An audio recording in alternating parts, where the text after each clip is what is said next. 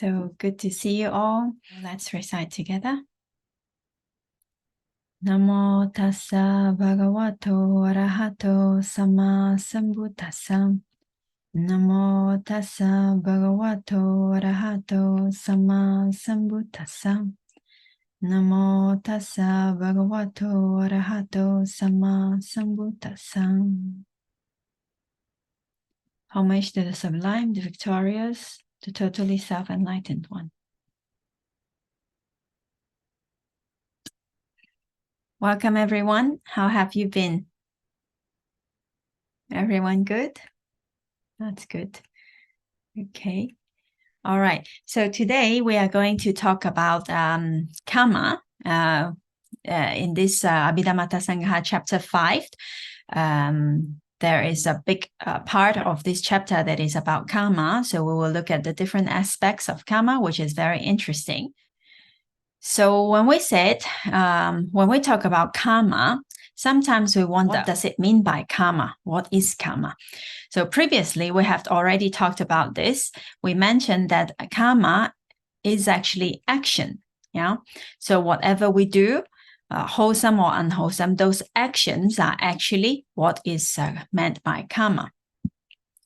Now, actions can be of different kinds. There are verbal actions, physical actions, and mental actions as well. So, and of course, with these three types of different actions, there are also wholesome actions and unwholesome actions also. So, actions, whatever we do, is actually what we call kamma. But to be precise, let's look at how the Buddha explained about what he meant by kamma. He says, Cetana aham bhikkhave kammam vadami. Monks, cetana is what I call kamma. You can find this verse in the Anguttara Nikaya 6.63, Nibbedika Sutta. So here, the Buddha clearly, he said cetana, so volition, the mental factor, the cetasika volition is what he meant by kamma. So what is volition? The mental volition that accompanies whatever kind of action is what actually create kamma. So not just only the action itself, but the volition that is accompanied, the cetasika that is accompanying those kind of action. Say when we do a wholesome action, the volition of the doing good, that volition, that cetana is what is actually what we call kamma. Sometimes when we say action, the action can be the same, but the volition can be different. So the volition is what is important here. A teacher, Goenkaji, I don't know if you know about him. So he tells of a story during the 10 days retreats. He says that two cases when we talk about action. He said, in one case, there was a doctor that he wanted to help a patient, and so that he was performing an operation. So he has to put a knife into the stomach of this patient, and then he opened his stomach, and because of that action, and something went wrong during the operation, and then the patient died. So that was the case, yeah, case one. And then case two, there was a person that he wanted to rob another person in the street. So he also had a knife, and then he stuck the knife into the stomach of another person wanting to get his property. And because of this action, the person died. Yeah. So apparently the action is the same. So a knife was being stuck into the stomach of the other person, and because of that action, the person died. But obviously, the volition of these two persons is very different. The doctor, where his volition was he wanted to help the patient, although the operation was not successful, and then because of that, the patient died. And in the other case, the robber, he also stuck a knife to the stomach of the person, and also because of that, the person died. But his volition was greed, he was wanting to rob the other person, right? So apparently, the action could be the same, but what counts here as kamma is the volition, why he wanted to do that. I mean, depends on that cetana, the kamma is being determined. All volitional actions or cetana becomes kamma except that of the Buddhas and the Arahants. As we all know, those who are fully enlightened, they do not create karma anymore. So because there is no more defilements, they still perform, of course, they will not perform unwholesome actions, surely. But even when they perform wholesome, good actions, that is not called wholesome anymore. Whatever they perform is only a kriya with kriya chittas, no? So that's only functional. So they do not plant seeds anymore. They do not create new karma for future result anymore. Okay. So until here, I think the point is made that Chetana, volition is important, is what is actually called karma. Yeah. Now, the characteristic of Chetana, this Cetasika, is the state of willing, like wanting or willing to do something. Yeah. And its function is to accumulate karma. And its manifestation is a coordination. So it coordinates all other Chetasikas together to perform that action with that volition. Yeah. So it coordinates all other associated Chetasikas. And the proximate cause is the associated states as well. Now, remember that there are Chetana is a universal Cetasika, right? So it accompanies all kinds of chittas.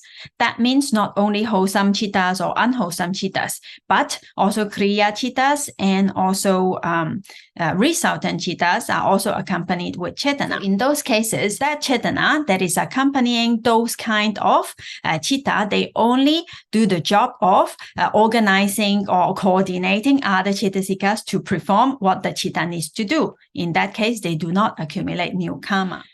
It's said that so long as there are craving and ignorance, we will always be doing something that will give result in the future.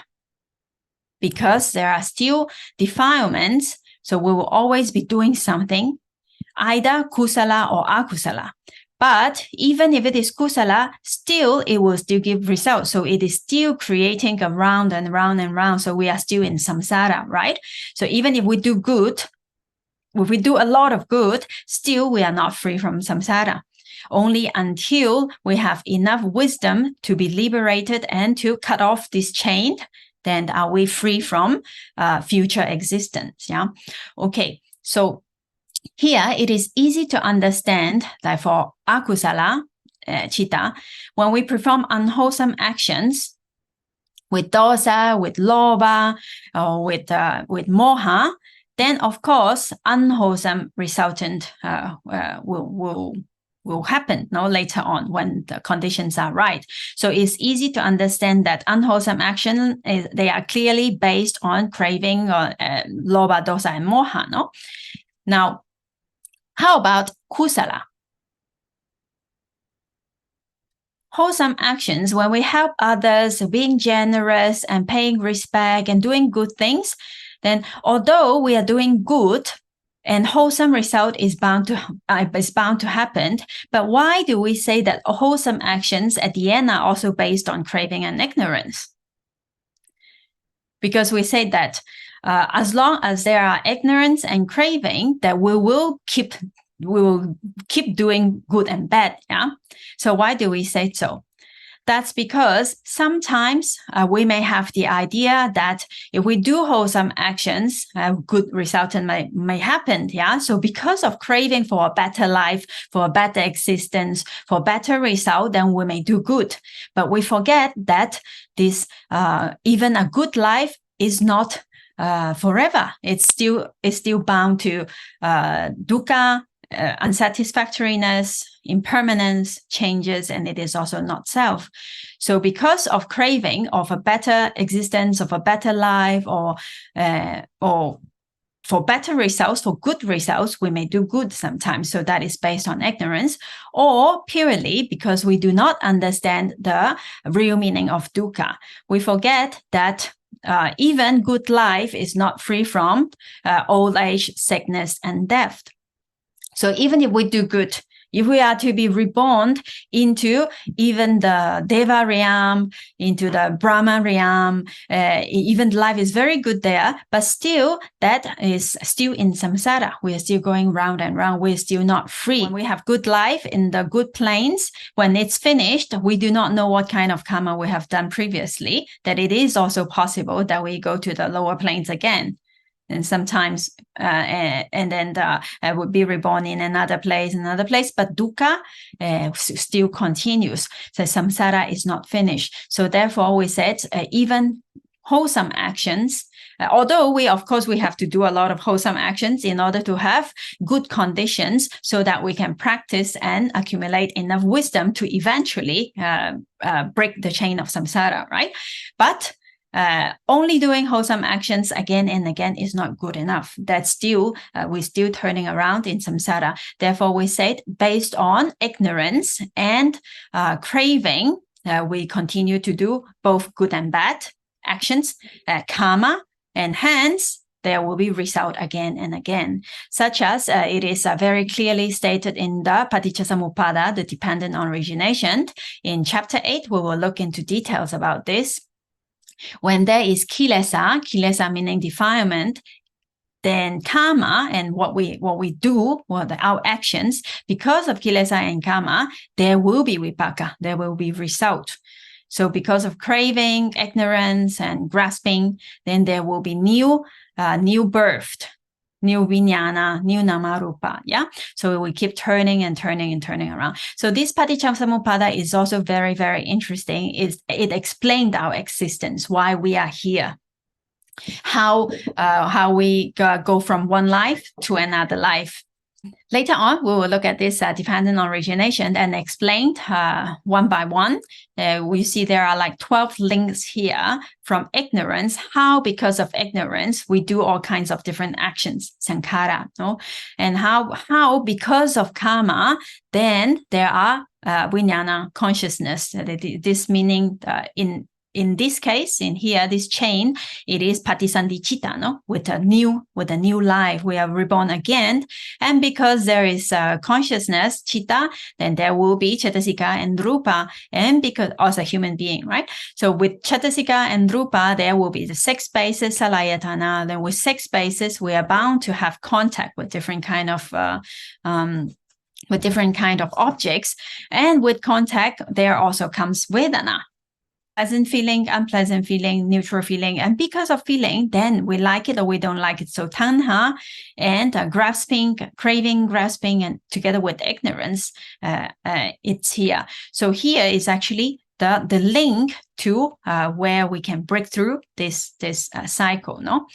And so because of this craving and ignorance, again, there is a sankhara or bhava, no, the becoming.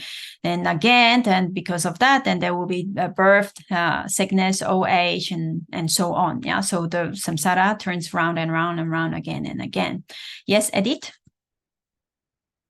So I'm just thinking the craving part is because of, in case of kusala, in case of wholesome actions, the part where we are greedy, or we can say that there is lobha, isn't just wanting to exist, the bhava, because we act without the lobha, without any roots of unwholesomeness. And I'm thinking lobha could not be there.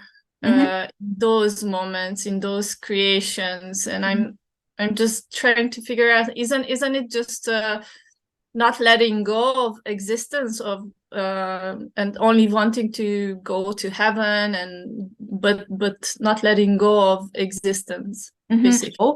Of course, while we do the wholesome action, there is no lobha, dosa, and moha in that chitta. Of course, there is none. But because we still have latent defilements, so ignorance is not totally eradicated, that lobha and that moha is still latent, it's still there. Anusaya, as anusaya, it is still there. So because we haven't get rid of that, so therefore it continues and it continues. because of moha, because of not understanding, we like this life and then we think this life is good and we want to continue to exist and go on and on. No? Yes, Claudia. Yeah, my question is, but the karma is not let's say, the petrol of our life to going on is craving and ignorance, right? Karma, is not related with that. It's both. Because the function of Chetana is to accumulate karma. And when you say that, I thought that we perform action to accumulate karma in order to keep living, in order of our lifespan keep flow. But it's not in that way. It is not that because we have to stay alive, we accumulate karma. For example, an arahant, he's totally free from any kinds of defilements, and he does not accumulate karma, but he continues to live before he dies, and he's alive. I mean, yeah. So the purpose of karma is not to stay alive, but because there are still defilements, whatever actions we do, it accumulates karma. It's just the law of nature, how it works. That's correct. Thank you. Yeah, I understand. Okay. It is a chain of cause and effect, cause and effect, cause and effect. That's how we roll on again and again. Yeah.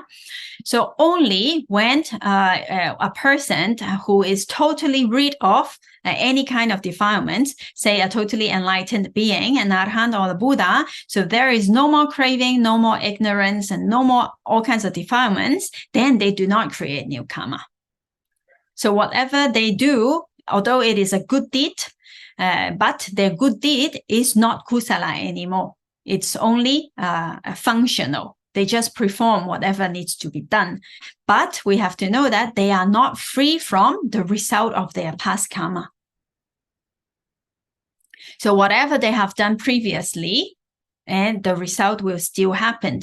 Even for the Buddha, sometimes he still suffered from like backache, and then also we all know that Devadatta tried to kill him, with this big rock, and then he rolled it down the mountain, wanting to harm the Buddha, and then the Buddha got hurt in his toe. So because of past and unwholesome karma, even the Buddha himself is not free from the result of past karma. Okay, so karma, as we have been exploring right now, is actually not something that the Buddha created or he invented, but the Buddha discovered the law of karma. He saw the mechanism of how karma worked when he attained abhinya during the second watch of the night when he got enlightened. So he could see beings, how beings die from one existence and be reborn into another existence because of what they did, because of wholesome action, because of unwholesome action. Yeah. So karma, as taught by the Buddha, is not based on what he think, or not based on logic or what he invented, but based on his real knowledge of how he saw how nature works. Okay. So we have been saying that karma is the mental volition, the chetana that accompanies the wholesome and unwholesome actions. Yeah, because of what we've done, wholesome and unwholesome, then resultant consciousness, vipaka, result will arise. So as we have studied in chapter 1 about chittas, about the consciousness, we have studied that this group of vipaka chitta, resultant consciousness. So we have, of course, unwholesome resultant, so which are result of unwholesome karma, and then we have also result of wholesome karma. This is what is called direct result.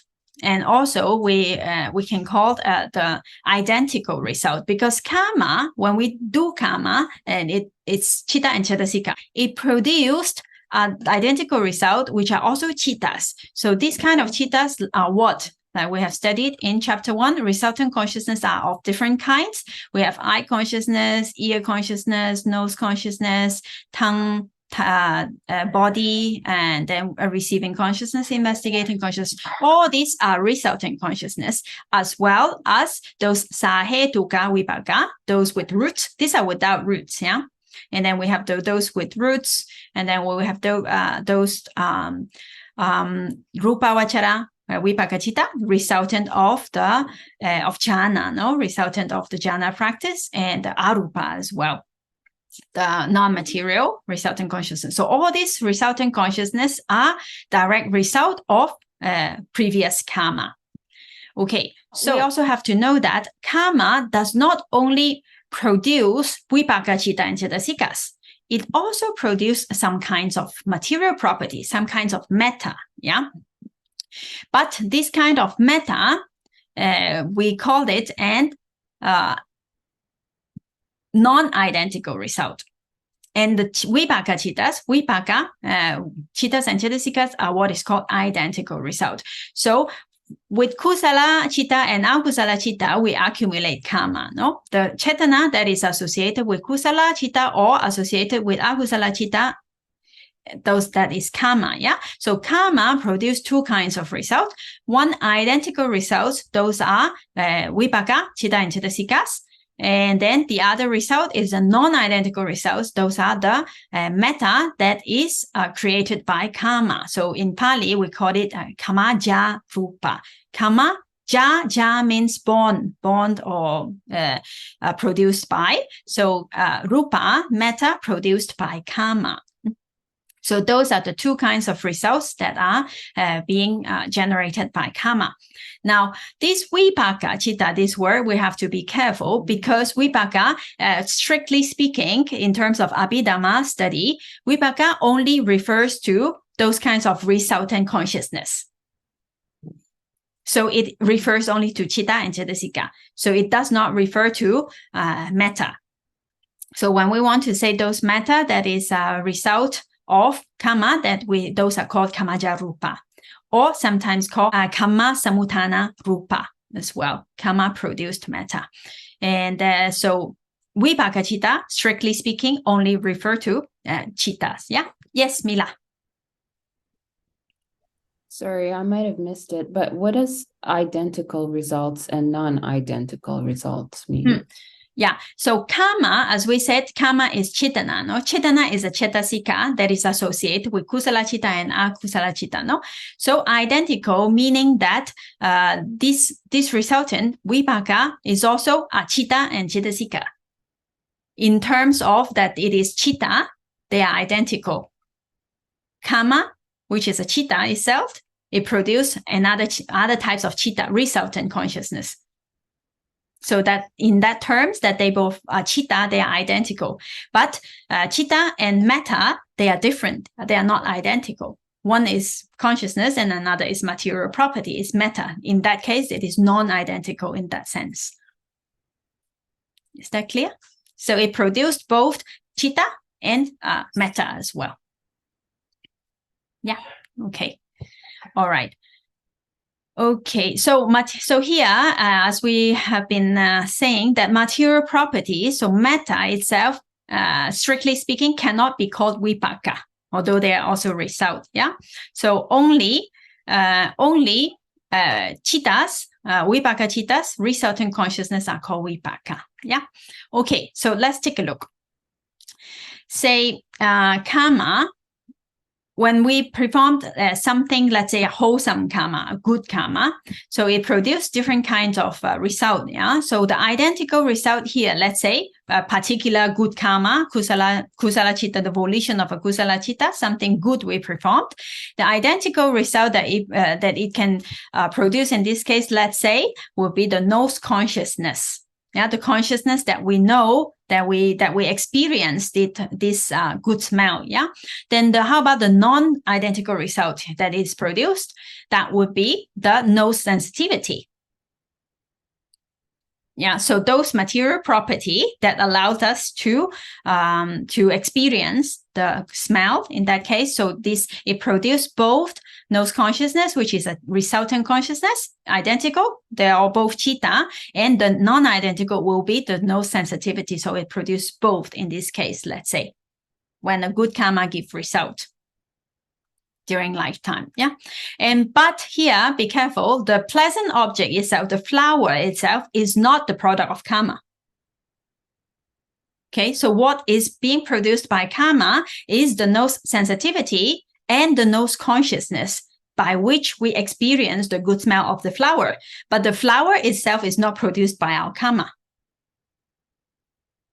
Yeah, yes, Edith. Going on with what Mila was asking, I was also thinking, like, isn't the kamma, the action itself, has to be in correlation with what type of experience do we have? Like, isn't if we are talking about good smells or nice smells, then I mean, didn't the action relate to smells as well? I was just thinking, if you don't want to get harmed, then you don't do harm. Like, Yes. basically, and That is related. Yes. and I don't know, maybe if you don't lie, you're not going to be lied to. Yes. There is actually, I don't remember exactly where, but there is this reference, say a person who is always honest and speak truth, then the result of those action will be then that he is always like trustworthy. People trust him, and then people respect him, and then of course then he will less tend to be lied to, and all this. No, so because of those actions, it is related, like offering food and offering medicine, and then so people tend to have better health and have longer life. And it's said that if people offered robes to the sangha, then they or flowers or all these things, and they tend to be more beautiful in terms of the appearance and like that. No, so it is related. Their reference. Yes, Elawa? Yes, I think I read what you mentioned in the book of Mahasi Sayadaw, Saleka Sutta. I don't know if you meant that. Yes. You mentioned something like that. Thank you. Yeah. So we can also take that as reference. We can read that later on if you're interested. And in many other different places, then we can find this kind of reference. Okay, thank you so much. Yes. Okay. So here, so we have to know that karma produce two kinds of result. It's produce vipaka citta, consciousness. As we have studied in chapter 1, all kinds of different vipaka cittas are being produced by different karmas, kusala and akusala result. And then we have also some kind of material property are also produced by karma. Okay. Let's go to a little bit more. Say at the moment of the rebirth, due to a past karma, then because of that wholesome, well, if it is a human being, surely it is a wholesome karma because it is a good plane of existence. The result of that will be a patisandhi citta together with its associated cetasika, and also some kind of material properties produced by karma. All this will arise together at the same time. In the moment of rebirth, precisely, there are 3 groups of 10 particles of matter that arise together with this patisandhi citta. So when we study chapter 6, then we will study exactly what kind of kamaja rupa, what kind of material property that is in this human body produced by karma. What other kind are produced by temperature? What other kind are produced by nutriment? And what other kinds are produced by mind as well. So there are different kinds of matter that we will study them in chapter 6.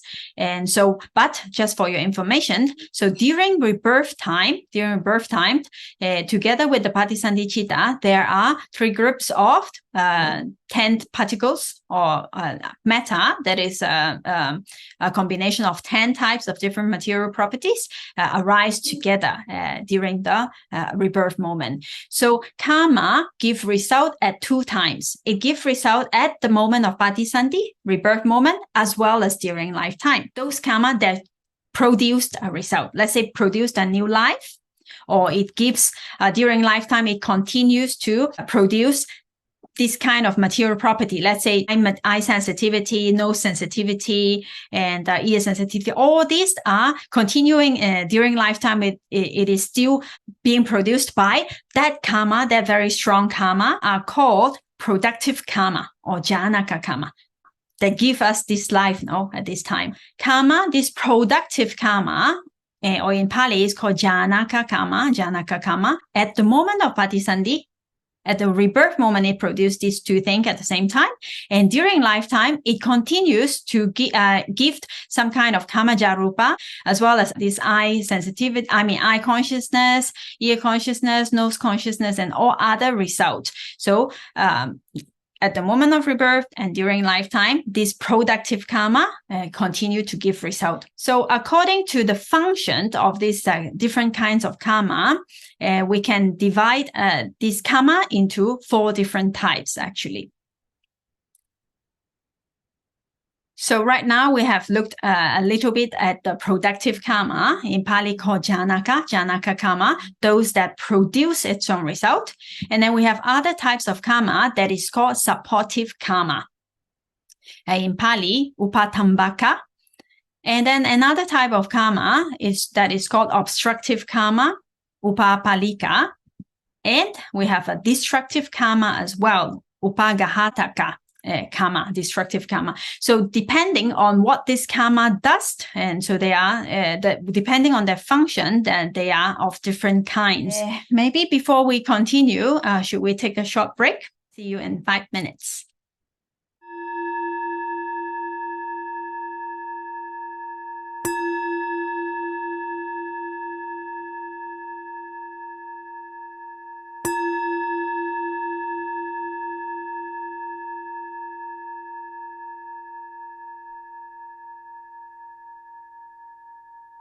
Hey, welcome back, everyone. Okay, so before we continue with the different types of karma, I just wanted to mention again in the first part when the edit was saying that when we do kusala, is it because we based on because we want to live because of the loba to existence that we do kusala, therefore we continue running in samsara and continue, no? So that is one that is one possibility. And another thing is also sometimes we do kusala based on loba, based on because we want to have a better life, because we want to live a deva life, or because we want to have better result. So sometimes it could be based on that, but sometimes it could also be based on wisdom. We do kusala, we study, and we practice because we want to be free. We want to be free from defilements. We want to be free from samsara, and we want to get enlightened. So that is based on wisdom. Also, sometimes it is possible, no, that we do kusala based on that. But in that case, the difference is that when we do kusala, well, anyway, when we are not an arahant, whatever we do, we accumulate karma. Yeah. So we, even if it is based on the loba or if it's based on the wisdom, we still accumulate karma. But if we do good based on wisdom, then we are creating conditions for us to break through the cycle of samsara. So we are going into the right direction. But if we do good based on that, because I want to exist again and again to have a better life, and because of that, because of craving and ignorance, then we are, although it is doing good, although good result will happen, but we are staying in samsara. We're staying in the round again, rolling and rolling. So until we are free, totally free, then we still have to, whatever we do, we still accumulate karma, but it is better that if we do it based on wisdom for liberation. So we are going towards that direction. And eventually, when there is enough wisdom, then that cycle can be breakthrough, no? Yeah. Okay, so just wanted to mention that. Then let's continue with the topic that we have been talking about. So we finished with productive karma. And let's go to supportive karma. Supportive karma itself does not produce the result of its own, but it supports the result of some productive karma. So meaning that janaka karma, productive karma, it can produce that totally new life. Yeah. So when we die, then this because of this previous good or bad karma, patisandicita, and its associated karma produced metta, it will produce a new life. But for supportive karma, it does not produce a new life itself. So this new life is produced by Janaka karma, no, productive karma. But what supportive karma does is that it provides or it contributes to, say, the extension of one's lifespan and to ensure that one is healthy and is well provided with life's necessity, with a good environment and a good condition and everything. So other kind of kusala karma support this karma that already generated a result, that already generated this life. So this karma itself, it does not generate a new life, but it gives good conditions. It supports that the other karma to have better conditions to live. Yeah. So in this case, other kind of kusala karma does this job. Does the job of supporting. Now, supportive karma does not necessarily, although the word is very positive, no, like it supports, right? But it's not necessarily only one way. It work both way. Say when an unwholesome karma produced a result, let's say a disease, some other supportive karma can support the condition of sickness to continue. So maybe it can make the medicine less effective and prolong the time of sickness. So that's also supportive, no? Because these other kind of akusala karma support this akusala karma to be more effective, to extend its duration, and like that. So to prolong what this karma has to produce, no? So that is also called supportive karma. So it worked both ways, not only kusala karma supporting good karma, no? So akusala karma can also support other kind of akusala karma, yeah? Yes, Claudia, you wanted to ask something? Yeah, I wanted to ask, so this one is not only the result of the past karma, but also for the present karma. For instance, if I think that I am an healthy person and I reinforce the thinking because I'm never sick, this one is a karma as well, right?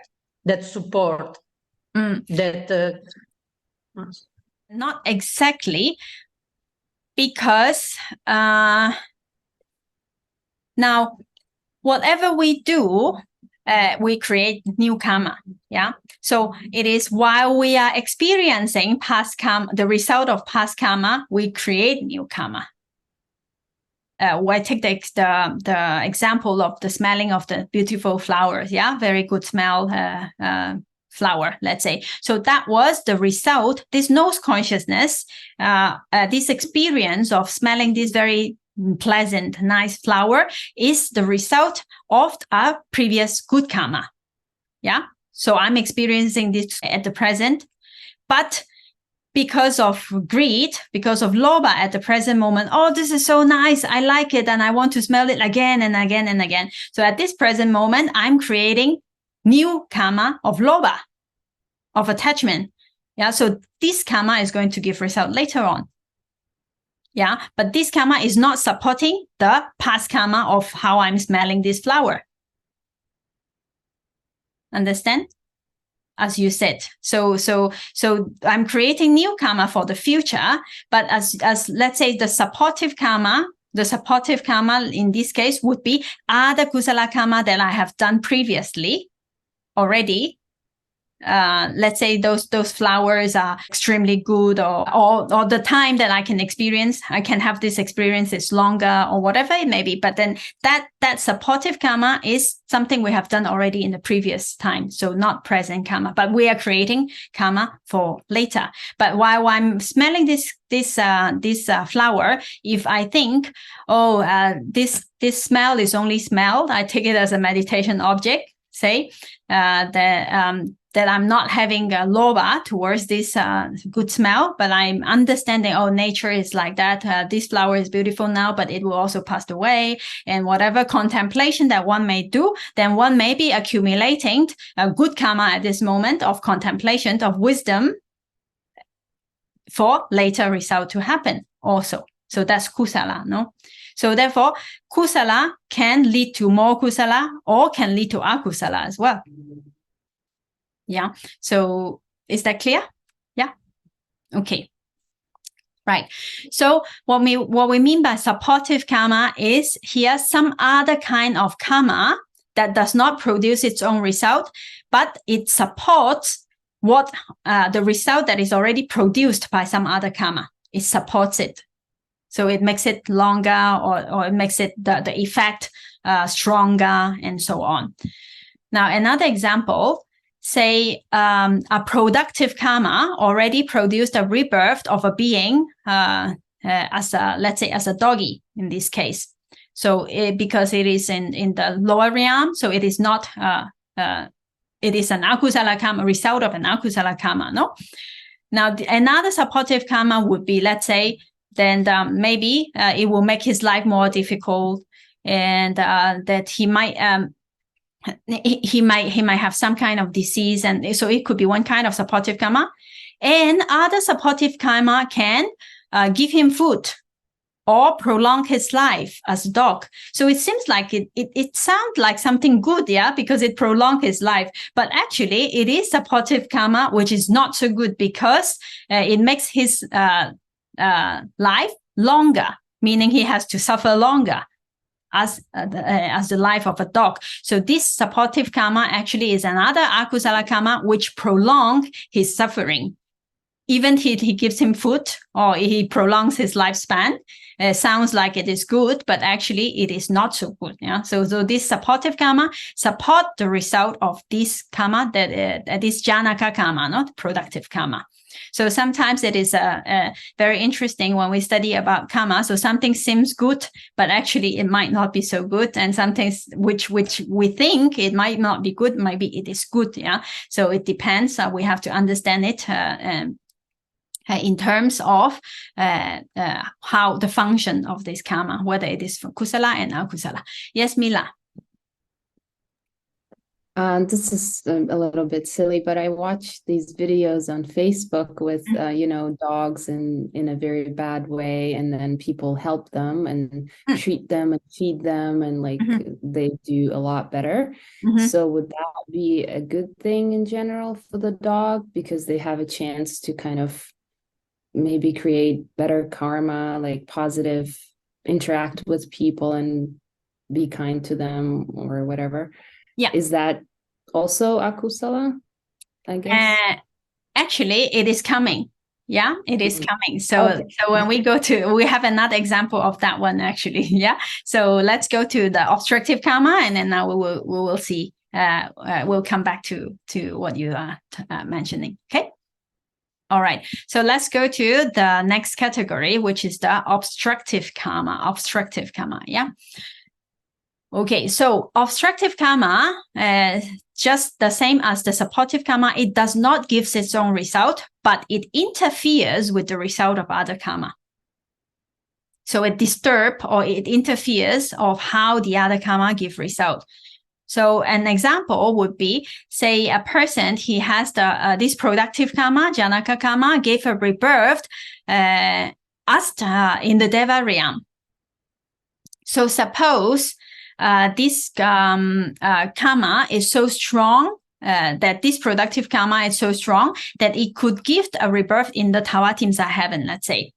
But because of some kind of obstructive karma, some kind of akusala karma, instead of this akusala karma interferes with this kusala karma, so instead of producing a life in the tawatimsa heaven, and it can only produce a life in the Chatumaharajika. So let's say a tree-bound deva instead of in the tawatimsa. So that good karma, this kusa karma could actually give result in a higher realm. But because of some kind of akusala karma that comes to obstruct it, comes to interfere with it, then it gives a lower result. It interferes, and so it let's say in this case, only into a lower deva realm. So that is one example. Or as a human being, a janaka karma that produced a human life, and this karma is good enough for this person to be very wealthy, to have a very good environment, and so on. But some kind of obstructive karma interferes, and he still can live, but maybe not in such a good condition. Yeah, as this karma could have produced, because of some kind of obstructive karma interfered with this karma. So therefore, the result is a little bit less than less effective, no, or less efficient. That productive karma is less efficient in this case. And in another case, it would be, let's say that this productive karma give result for this person. He can live this much long, this lifespan, but because of some obstructive karma, his lifespan is shorter than how it could have been. So that's also another example of obstructive karma. Or sometimes, another example, like the productive karma give result of the eye sensitivity, but because of some other of akusala karma, then it prevent or it cut off this, destroyed the continuity of this productive karma and make it less efficient. And at some point, then the person become blind or whatever. So this can be this can be the function of obstructive karma. Now we go to the result, go to the example of what Mila was saying. So let's say a productive karma, so akusala karma gave rebirth as a doggy in this lifetime. And some kusala karma can't interfere with this akusala karma. So although he's being born as an animal, which is not so good, but some obstructive karma gave him result that he was taken by a very rich family, and he got a lot of toys, and he got food, and he got whatever comfort that is necessary. So in this case, kusala karma interfere with the akusala karma that have given result to make his life better. No? So in this case, it is good. So this obstructive karma can be good too, although the name is like negative, no, obstructive, but it depends. If it obstruct akusala, then it is good. But if it obstruct kusala, then it is not so good, but that it works both ways. Yes? Okay. Okay, so until here, we finished with some example of how obstructive karma work. Let's go to the last category, which is destructive karma. Now, destructive karma, as its name shows, it totally destroyed what is being produced. So it destroyed the result of other karma and gives its own result sometimes, and sometimes it does not. Let's take a look at this example. When a Janaka karma gave rebirth as a human being, say, but somehow this productive karma could have given a lifespan of, let's say, 120 years, let's say. But because of a destructive karma at the age of 50, then he passed away. And this destructive karma, besides cutting off or destroying the result of this productive karma, furthermore, it produced its own result. So, oops, I just go back. Go back a little bit. Yeah. So besides cutting off or destroying the result of the other karma, it gives its own result also. So this akusala karma cut off the life of that human and produced a life as a dog, let's say. So this destructive karma can do that. Or in case of it is a kusala karma performing the destructive karma function, then it can cut off the human life and produce the deva life, which is better, no? So that is also possible. But in this case, that is a kusala karma, yeah? That perform the function of a destructive karma. Yes, Edith? Can you please give us an example for both? Yes. What kind of action would result into cutting off a good karma and resulting in a bad rebirth, actually? For example, there is one venerable, just today my teacher mentioned about this. I forgot about his name, I'm sorry. But this venerable that he insulted in the time of the Buddha, he insulted Venerable Moggallana and Venerable Sariputta. So because of that akusala karma, then his lifespan was cut off. And immediately after that destructive karma produced a result of a birth in the lower realm. So I was just thinking more mundane things, like when we are not insulting arhats. Yes, I know, but then that was the example that my teacher just mentioned today. And but you know, like, because karma, it's, let's say, some heinous crime. Sometimes, you know, like there are these you know, those killing mother, killing father, and this splitting the sangha and all this, like this very serious akusala actions. Those could or could not sometimes, because sometimes some person may kill his father or kill his mother, but he may not die immediately, no? So that akusala karma might not immediately destroyed, if it is to give the result right now or not. So it is very hard to say. Say King Ajatasattu, the son of King Bimbisara. So he had the potential to become a Sotapanna, no? But because he killed his father previously, so he couldn't get enlightened in that lifetime, but he didn't die right away. Yeah. So destructive karma. So sometimes it is very difficult to say which kind of karma, what kind of action can lead to immediately destructive karma that give result immediately, no? But that example that was given by my teacher this morning was that venerable that insulted the arahats, and then it gave that result right away. Yes, Apar? Is the life of Devadatta also an example for this, that he tried to split the Sangha, killed the Buddha several times, and eventually he was taking a walk and they said that he immediately died and went to the hells? Yes. So yes. That would be also an example, right? Yeah, that would be another example. Yes, that is like a destructive karma that cut off his lifespan in this lifetime and give its result to have a rebirth in the hell, no, in other realm, lower realm. Thank you. Yeah, Edith, something else? So I'm just asking or thinking that would any type of accident be a destructive karma, right? Would qualify as a destructive karma because the life is not expiring by sickness or old age or anything. So any type of, okay, thank you. Of accident, yes. Yeah, it could be. Yeah, it could be. Yes.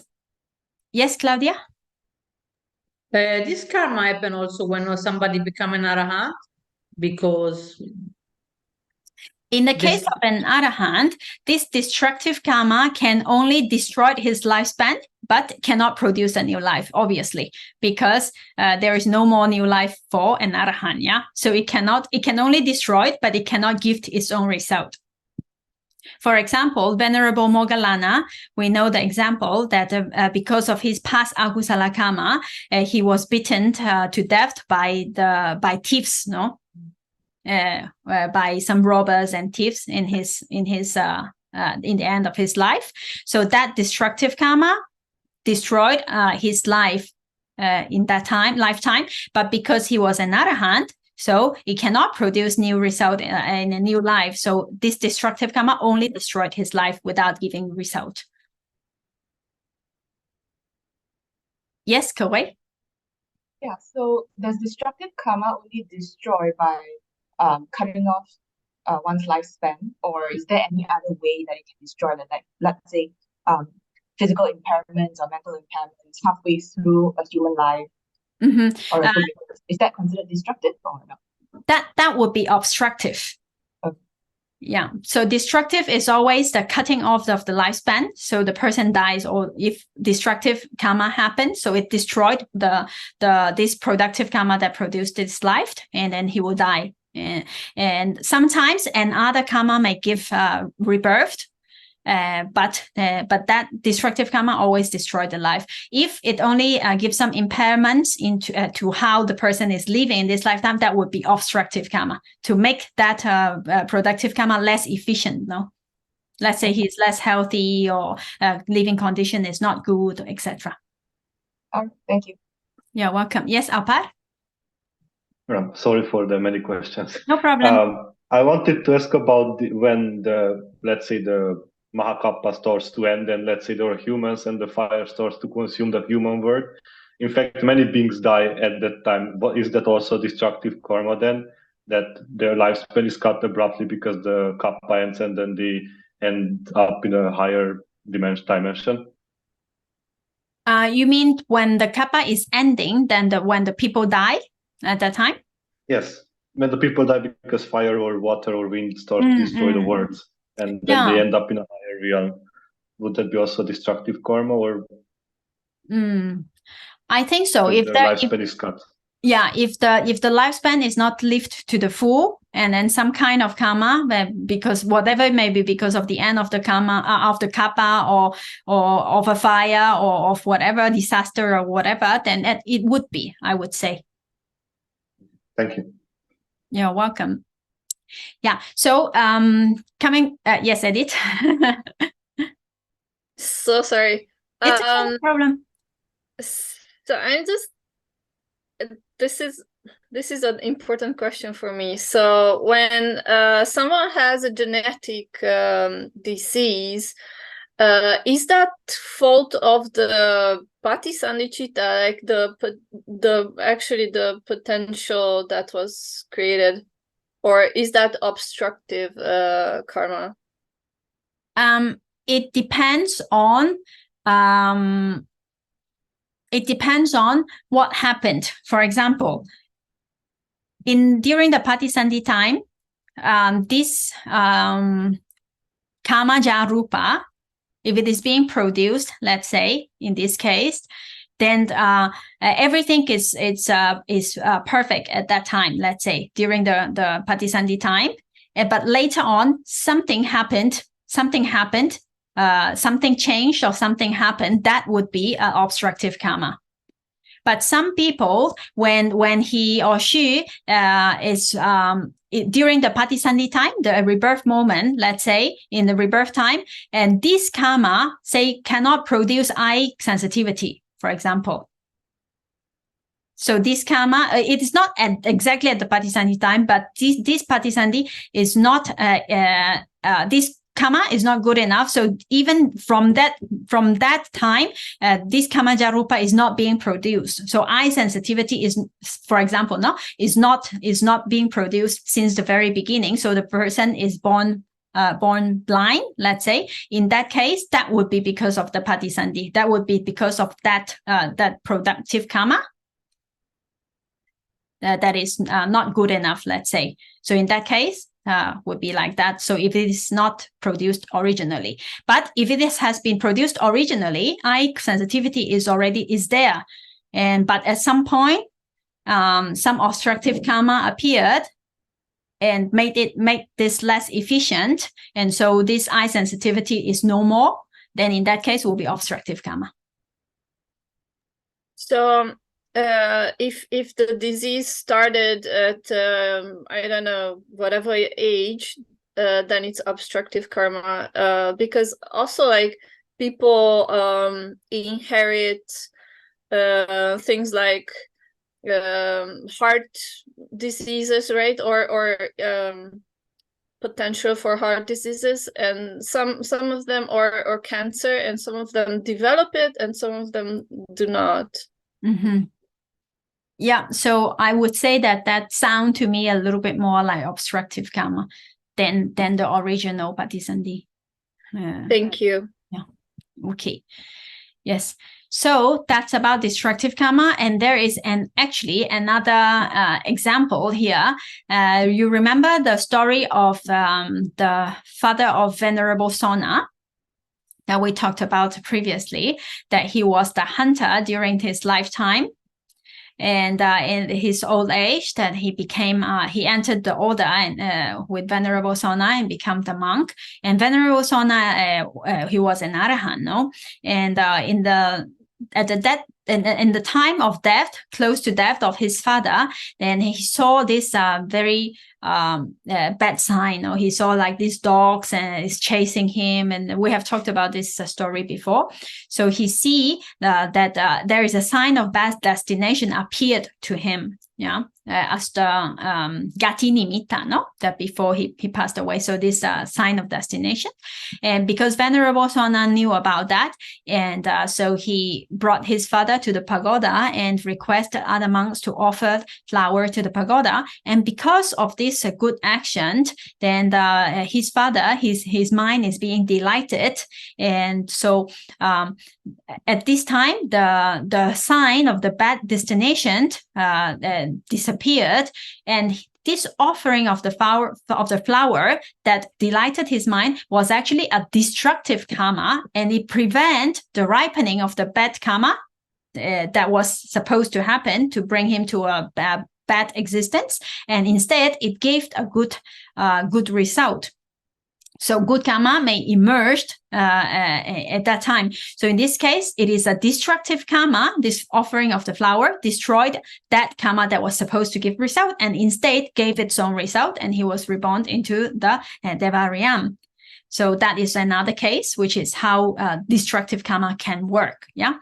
So good karma. So this kind of good karma that serve as a destructive karma sometimes may emerge by itself, depending on how strong that karma is for that person, or it can be influenced by those people that is close by the dying person. Or in this case, Venerable Sona for his father. So it is also possible. So this is just an example of how destructive karma destroyed the akusala karma that is about to give result, and instead give a good result. Yes, Edith? It didn't destroy that karma, only delayed it giving effect, no?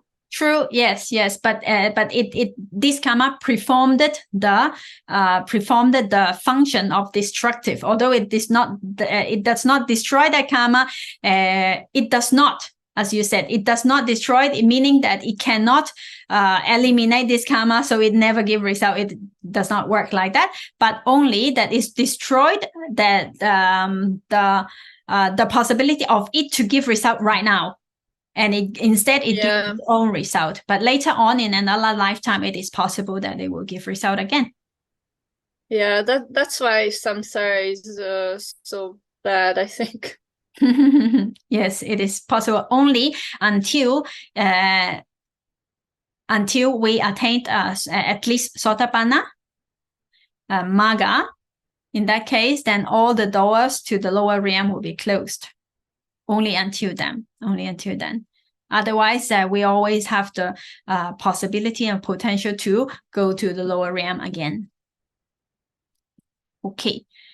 Well, so today we have talked about the 4 types of karma according to their function, which is productive karma, janaka karma, and we have supportive karma, and obstructive karma, and destructive karma. So these 4 functions, it works both ways, remember. So the kusala can support kusala, akusala can also support akusala, and kusala can obstruct akusala, obstruct can, so it can work in many different ways, no?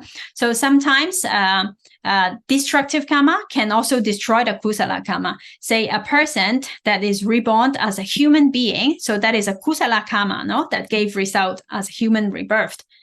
But another better kusala, he or she did something so good that has to give result immediately, then that kusala, and even better kusala karma, can give result as a functioning as a destructive karma, destroyed the other kusala karma that gave result as a human rebirth. So he or she passed away from this human life and be reborn into the Deva realm, let's say. So it is possible that a kusala karma serve as a destructive karma for another kusala. Also, it is possible. So there are different combinations and different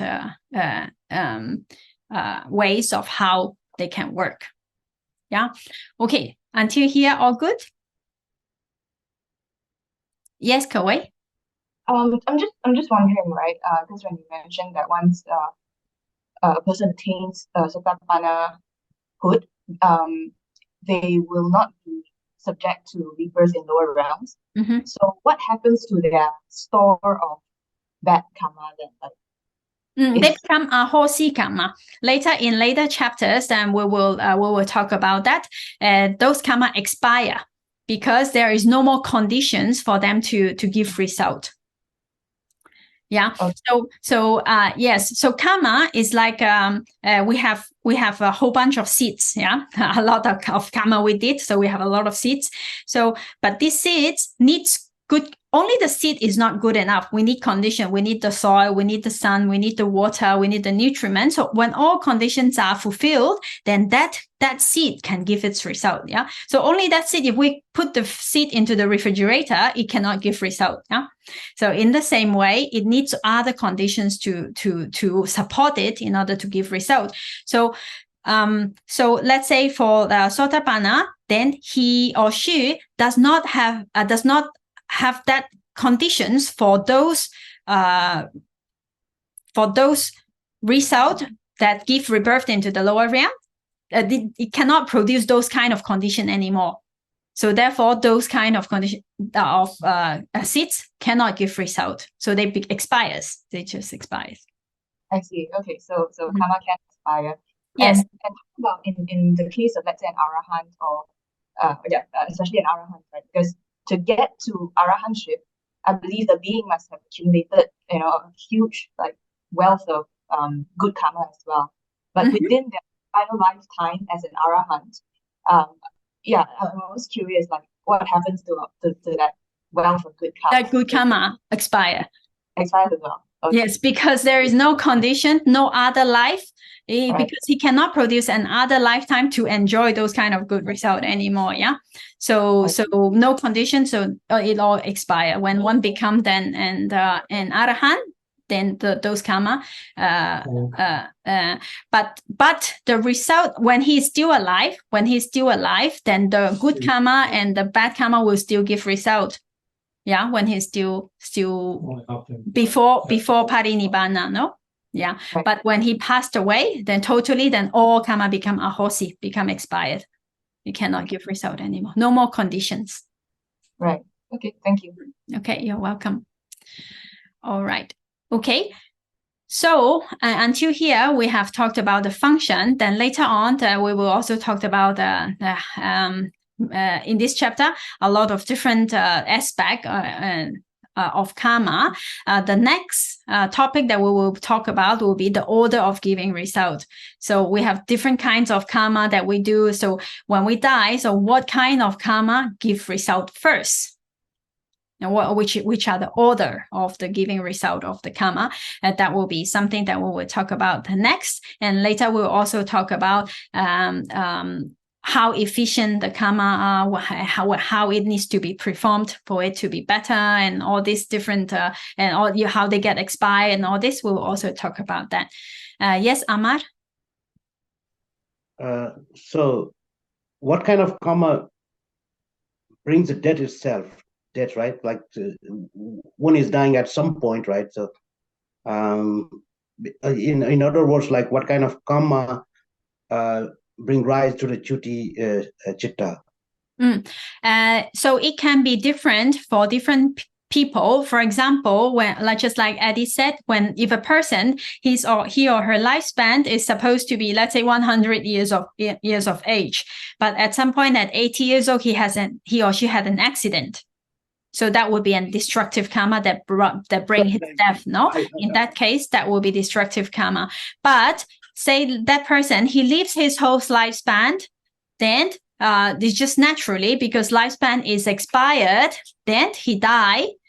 So it is not because of any kind of destructive karma or obstructive karma. It's just that that kusala karma that produced that life is exhausted. Then another karma will give another rebirth. Okay, so does this mean like every life has a fixed like a time span? Yeah, well, we can say so, like we cannot say that it is fixed, but that karma that produced this life, how strong it is, how long it can support this life is different, no? Depending on that karma. Yeah. So sometimes it can be later on we will also talk about the reason, the cause of death. There are different causes of death, no? Sometimes it's because of lifespan is finished, sometimes because karma is finished, sometimes because it could be an accident or whatever. So the cause of death, we will also talk about that. So in that time, it will also become more clear. Okay, thank you. Yeah. You're welcome. Yes, Edith? What can determine the gender, actually? It's also karma, because gender is actually a karma produced matter, material property produced by karma. So actually it is one of the three groups of material property that arise together with Patisandhicitta. So as soon as the Patisandhicitta arises, the gender is already determined at that time. So my teacher, he says that it depends, it's different, very person to person. Sometimes it's because of karma, sometimes it's because of liking. Say a person that he or she enjoys to be a woman, let's say. Then because of the tendency of attachment to a woman's life, so next life I become a woman again. So that is also possible, depends on the liking of the individual or depend on previous karma. Yes, thank you. So even actions would contribute to that, then, not just inclination, not just inclination. Yeah. Yes, Claudia. We finished with explanation, or yeah, we finished. Actually, the order of giving result, because it's another topic that will take some time. So for that, don't miss the next session. It's to be continued. And so today, I think for material, we'll stop here. And if you have some more questions or some other things, we can discuss a little bit, because we still have some time. Because you open talking about Goenka, and so then I mentioned something about one of his discourses. So basically what he explained is that during meditation, in the moment that you are equanimous, where you can stay equanimous, it seems that he say that the karma is coming to the surface and then is expired. So in that way, more you are equanimous and more you can let releasing the karma of the past. And I never understood this explanation, because to me it seems really, well, I don't know, I don't find the logic on it. So I don't know if you can explain it better, or how I understand what Goenkaji is saying is that if we do not react to this whatever is happening at the present moment with defilements, let's say equanimously, meaning I understand how I understand it is not to react with lobha, with dosa, and like that. No, let's say I like it or I don't like it, or like that. If we don't react to it with defilements, then we are just watching. No, so for a person that is not an arahant, always there must be kusala, or either kusala or akusala. No, so if you do not react to it with akusala, that means you're reacting to it with kusala. Yes. So in this case, then we are not accumulating more akusala. In this case, so we are trying to observe, trying to understand what's happening, and at the same time with this kusala, we are trying to generate more wisdom to understand nama and rupa, how they actually are, to understand as it is. So with that understanding, we accumulate wisdom, and eventually when we understand what is nama, what is rupa, what is its cause, and all this, when we understand, then enough wisdom will lead to the enlightenment, no, like the actually eradication of defilements, no. So that is how it works. So how I understand what he said about not reacting to it, meaning not reacting to it with defilements. But like practically speaking, when you meditate in the practice, so so for example, an emotion and a strong emotion arise, and you remain equanimous. So what you should do? Because at this point I don't understand, because you, in any way, you react or akusala or kusala. So what the equanimity actually means? Equanimity meaning like you don't react to it with dosa if a strong emotion is happening. So you don't let's say go on rolling into that idea or the story, or reacting to it with more unwholesome thoughts or like that. But instead you stay equanimous, and then you observe. Staying equanimous doesn't mean that you don't do anything, but it means that you don't react with defilements, but instead you try to understand and try to observe, like, let's say, what is the mind doing, how is the body feeling? And so you stay in the present moment and see and watch what nature does. And with that, what do we understand? We understand, eventually we need to understand how the mind works, how the body works, and what are the causes. And also we need to finally understand that this is also impermanent. This is non-self. It is just the mind working on its own, like because of this cause, then this result happens. So we understand cause and effect, understand impermanence, non-self, and dukkha. No, all this rolling and rolling is dukkha. So with this understanding, eventually it leads to a wisdom that can liberate us from defilement. Yeah, is that clear? Yes, thank you. Is it clear? Okay, you're welcome. Yes, Alpar? Yes, I would like to have a question. Maybe it's a bit peculiar one, that I would like to understand the conditionality.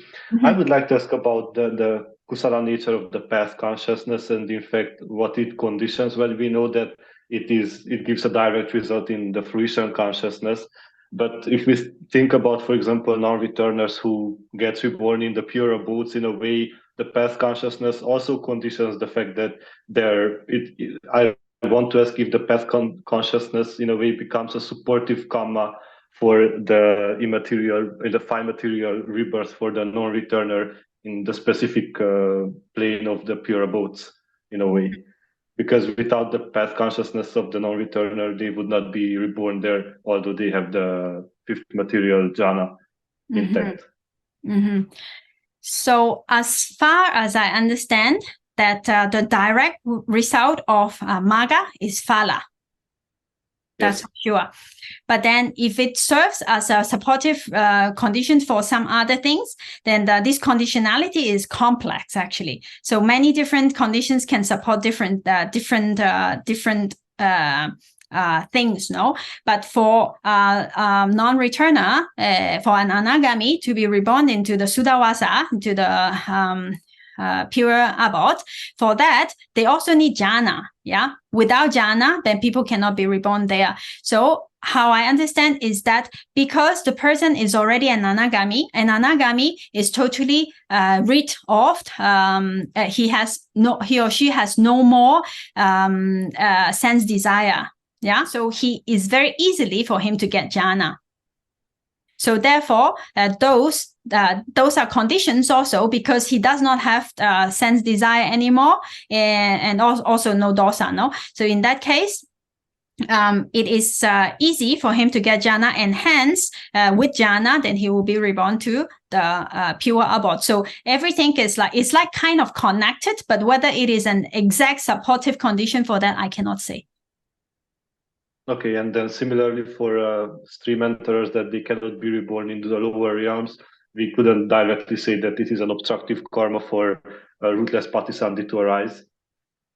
Yeah, maybe I can ask my teacher exactly about this point, but why they cannot be reborn into the lower realm again, because they cannot perform any kind of action that leads to those kind of rebirth anymore, because the very rough defilements are being eradicated. Yes, but they still have karma that is not yet defunct because of their past, right? So that is why I'm asking.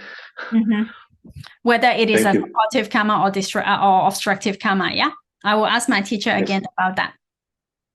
Thank you. Okay, you're welcome. Yes, Delawa?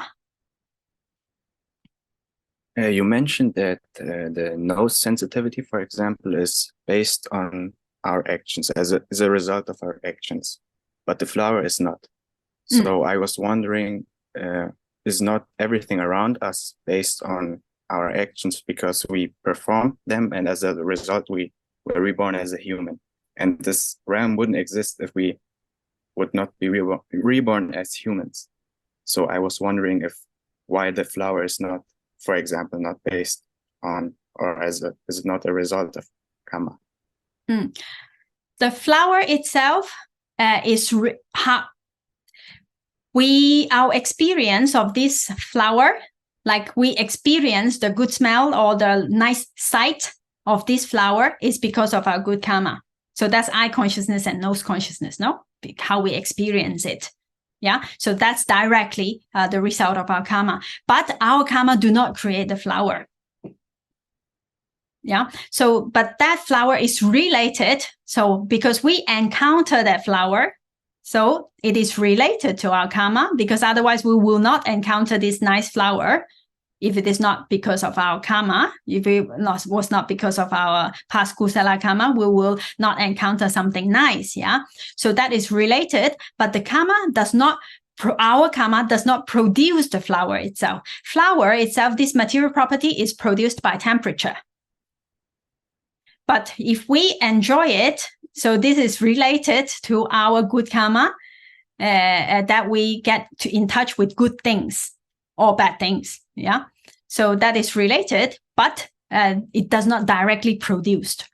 Because otherwise, this flower that you also see, I also see, whose karma produced this flower? It's not possible. It's not produced by my karma or your karma or some other thing. It's produced, this matter, material property, is produced by temperature itself. Does it make sense? Yes, it does. Thank you. Okay. Yes, Edith? So you do talk about causes and condition for the karma to ripen, right? So any idea what makes the causes and conditions perfect to ripen a certain type of karma, or what makes it, I don't know, coincide so that we are there? For example, like causes and conditions could be, I don't know, mass shooting somewhere, and we happen to be there. Like what makes us go there, for example? Now, karma is not everything in the conditions. So there are many different kinds of conditions that needs to come together. Karma is only one type of condition. Later on, when we study the conditionality, the patana, which is a very, very complex subject, is actually the subject where the Buddha contemplated after he got enlightened, and he stayed near the Bodhi tree, and for a long time he contemplated about patana, about the conditionality, and that's when it is said in the scriptures, and that's when the Buddha's wisdom. That is like when the Buddha contemplate on that, it feels like a well that it's swimming freely in the ocean. So like the ocean is like as big as that, the wisdom of the Buddha, then he feel really like free and in dwelling in that theme. Also, it's as big as that patana, the conditionality, and it is complex. So karma is one of them, and there are many different combination of those conditions must be together in order for something to happen. It's difficult to say in a few words how they come together. I remember I've been studying the conditionalities, and it was just karma was just like, so I mean, it's not insignificant, but it's just one side. Yeah.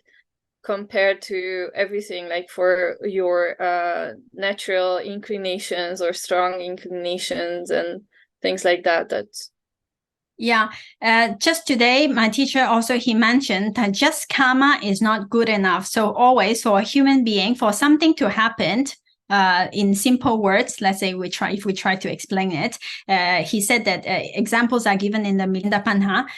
So when there must be conditioned, so condition is created by karma, but for human being, we need viriya, effort, and we need wisdom in order for something to accomplish. So past karma and present karma is necessary for something to happen for a human being. So let's say in the Milinda Panha, it says that, let's say we are trying to cultivate something in the paddy field, and there is a lake close by the paddy field. So that lake, to have water close by the paddy field is like a karma, good karma, no? The condition is good.